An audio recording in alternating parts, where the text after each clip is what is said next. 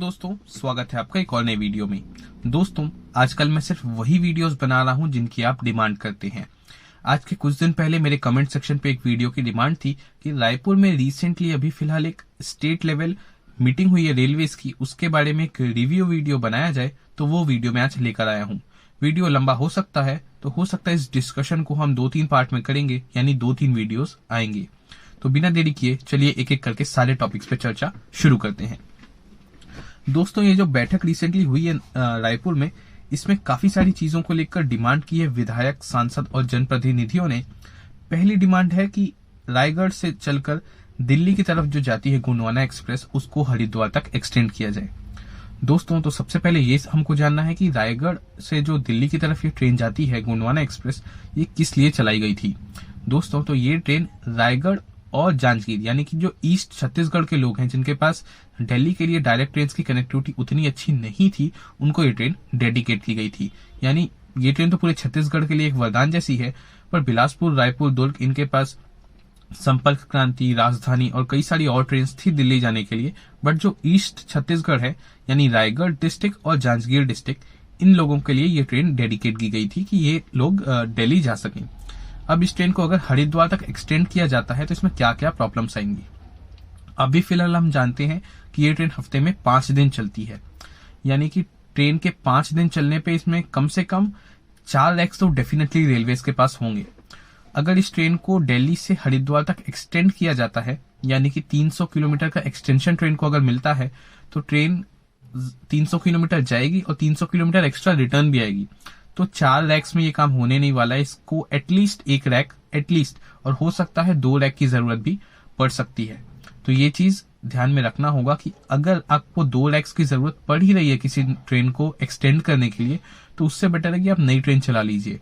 यानी कि रायगढ़ हजरत निजामुद्दीन गोंडवाना एक्सप्रेस को वैसे ही चलाइए, और जो दूसरी ट्रेन है, यानी आपको हरिद्वार के लिए ट्रेन चाहिए, तो रायगढ़ हरिद्वार 2 नए रैक्स के साथ या 1 नए रैक के साथ आप हफ्ते में 1 दिन या 2 दिन ट्रेन को आराम से चला सकते हैं। मेरे हिसाब से इस ट्रेन का एक्सटेंशन प्रैक्टिकल नहीं है, पॉसिबल है बट प्रैक्टिकल नहीं है, और साथ ही मेरे हिसाब से इसका एक्सटेंशन नहीं होना चाहिए। दोस्तों, बात करते हैं दूसरी ट्रेन की। तो रायगढ़ गोंदिया जनशताब्दी एक्सप्रेस को एक्सटेंड करने की बात की जा रही है बालाघाट तक।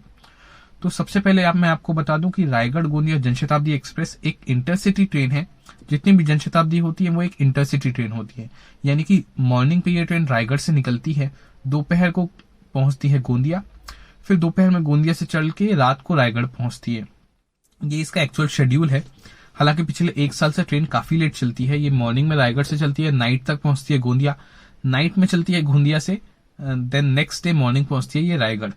तो अगर इसका आप जो एक्चुअल शेड्यूल है उसके हिसाब से देखा जाए, तो अगर इस ट्रेन को बालाघाट तक एक्सटेंड करते हैं, यानी 38 किलोमीटर एक्सटेंड करते हैं गोंदिया से, तो ट्रेन को एक्स्ट्रा जाना पड़ेगा 1 घंटा ऑलमोस्ट, और वापस भी 1 घंटा आना पड़ेगा।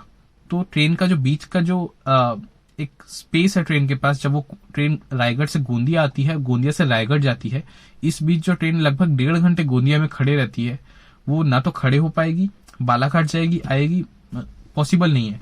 तो क्या करना होगा, रायगढ़ से ये ट्रेन जो 6 बजे निकलती है उसको 5:30 के आसपास करना होगा, और रायगढ़ वापस जो ट्रेन पहुंचती है 10 बजे, वो 10:30 हो जाएगा।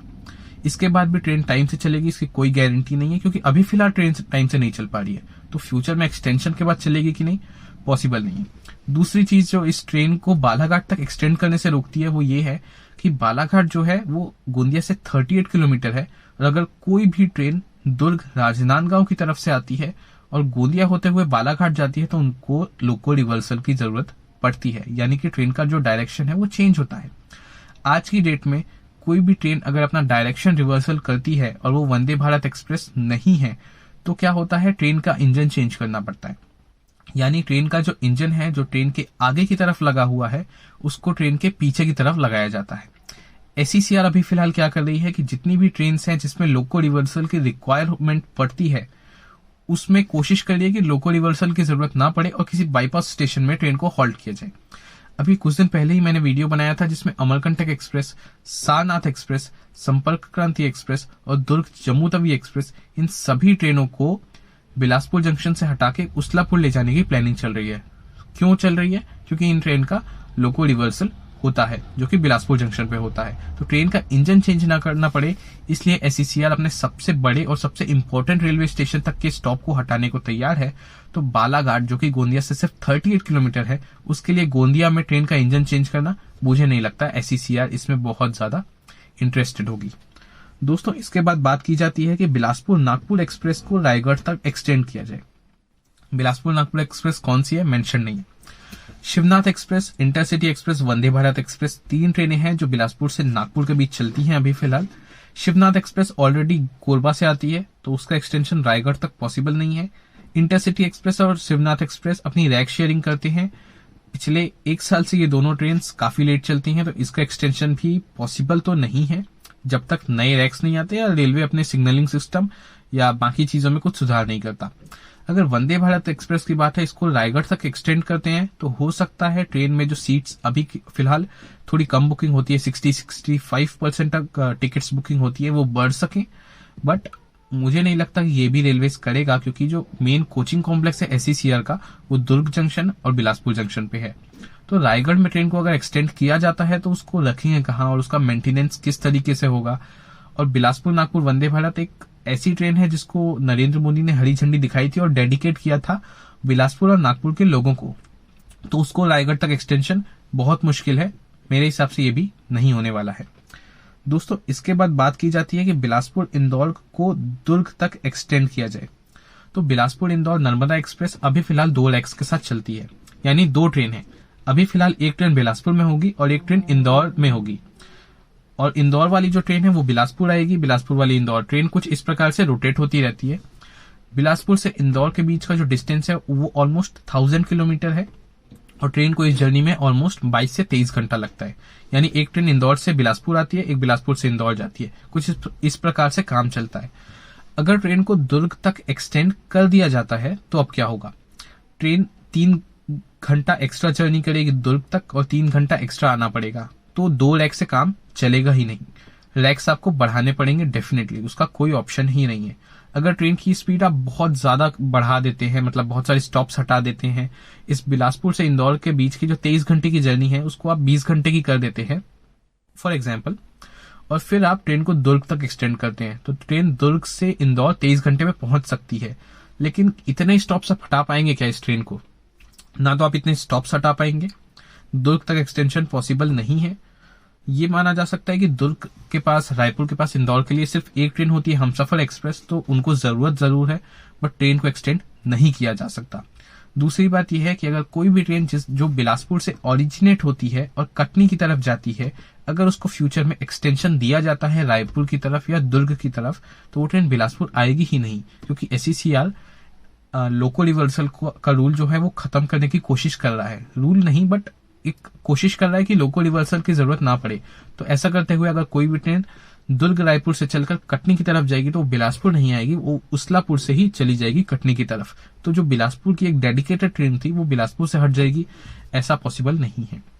दोस्तों, बाकी सारे टॉपिक्स पे हम कल चर्चा करेंगे। आज के लिए एक लास्ट टॉपिक है कि कुछ लोगों ने डिमांड की है कि गोंदिया कोल्हापुर एक्सप्रेस है, इसको रायगढ़ तक एक्सटेंड किया जाए। इसमें क्या कुछ प्रॉब्लम्स आती है वो मैं आपको बताता हूँ। पहली चीज तो ये है कि जो गोंदिया कोल्हापुर एक्सप्रेस है वो एसईसीआर की ट्रेन नहीं होगी, ये होगी सेंट्रल रेलवेज की। देखिए, ये एसईसीआर की ट्रेन होने के चांसेस बहुत कम है, मुझे आइडिया तो नहीं है, बट ट्रेन अगर कोल्हापुर से आ रही है और सिर्फ गोंदिया तक आ रही है तो 99% चांसेस है ये हमारी ट्रेन नहीं है, ये सेंट्रल रेलवेज की ट्रेन है। सेंट्रल रेलवेज की अगर कोई भी ट्रेन है तो उसका जो डिसीजन मेकिंग है वो होता है मुंबई में, ना कि बिलासपुर में। एसईसीआर सजेशन जरूर दे सकती है, क्योंकि गोंदिया जो रेलवे स्टेशन है वो एसईसीआर के अंतर्गत आता है, बट ये ट्रेन जो है वो सेंट्रल रेलवेज के अंतर्गत आती है। तो एसईसीआर अपना सजेशन या अपनी डिमांड या अपनी रिक्वेस्ट बिलासपुर से मुंबई भेज सकती है, बट मुंबई में वो रिक्वेस्ट को एक्सेप्ट किया जाएगा, इसके चांसेस काफी कम है। दूसरी चीज ये है कि गोंदिया से जो कोल्हापुर के बीच का जो डिस्टेंस है वो मेरे हिसाब से इतना होगा कि ट्रेन 24 घंटे के अंदर डेफिनेटली कवर कर लेती होगी। अगर ये 24 घंटे से ज्यादा है फिर तो इस ट्रेन के 2 से ज्यादा रैक्स होंगे रेलवेज के पास, बट अगर ये 24 घंटे से कम है, जो कि मुझे लग रहा है 24 घंटे से कम होगी जर्नी, तो इस ट्रेन का सिर्फ 2 ही रैक्स होंगे। यानी एक ट्रेन होगी गोंदिया में, एक होगी कोल्हापुर में, गोंदिया से ट्रेन जाएगी कोल्हापुर, कोल्हापुर से गोंदिया, कुछ इस प्रकार काम चलता रहता है। अगर इसको 400 किलोमीटर एक्सटेंड करने की बात की जाती है, यानी गोंदिया से रायगढ़, तो फिर दो ऑप्शंस होते हैं। पहला तो यह है रैक्स बढ़ाया जाए, जिसमें सेंट्रल रेलवे बिल्कुल भी इंटरेस्टेड नहीं होगी, क्योंकि सुविधाएं एसईसीआर वालों को मिलेगी। तो सेंट्रल रेलवे क्यों अपने एक्स्ट्रा कोचेज या एक्स्ट्रा रैक्स प्रिपेयर करेगी, वो तो नहीं करेगी। और दूसरी चीज ये है कि अगर ट्रेन को ज्यादा डिस्टेंस कवर करना पड़ रहा है और रैक्स 2 ही होते हैं, तो फिर क्या कर सकते हैं कि इस ट्रेन को हफ्ते में 3 दिन कर देंगे, जो कि मुझे नहीं लगता कि सही होगा और सेंट्रल रेलवे ये चीज करेगी। तो मेरे हिसाब से तो अभी फिलहाल यही होगा कि इस ट्रेन का एक्सटेंशन पॉसिबल नहीं है। 400 किलोमीटर बिल्कुल भी प्रैक्टिकल भी नहीं है, पॉसिबल भी नहीं है। तो दोस्तों, ये थी कुछ चीजें जिसपे आज हम चर्चा किए। ऐसा ही और भी वीडियोस आएंगे, होपफुली 2 वीडियोस आएंगे, क्योंकि काफी सारी डिमांड्स जो थी विधायक, सांसद और जनप्रतिनिधियों ने की थी, तो उसके बारे में हमें चर्चा करना बचा हुआ है, तो उसको भी डिस्कस करेंगे। अभी फिलहाल आप कमेंट सेक्शन में बता दीजिए कि आपको ये वीडियो कैसा लगा है। वीडियो को लाइक करें, चैनल को सब्सक्राइब करें, और तब तक के लिए स्टे ट्यून्ड। जय हिंद, वंदे मातरम, ओम नमः शिवाय। तो दोस्तों, अगर आप ऐसे ही रील व्लॉग्स देखना चाहते हैं तो मेरे चैनल को सब्सक्राइब करें और साथ ही साथ घंटी को भी बजा दें। अगर इंस्टाग्राम पे फॉलो करना चाहते हैं तो फॉलो कर सकते हैं मिस्टर HVCG। वहाँ मैं अपनी जर्नी अपडेट्स देते रहता हूँ।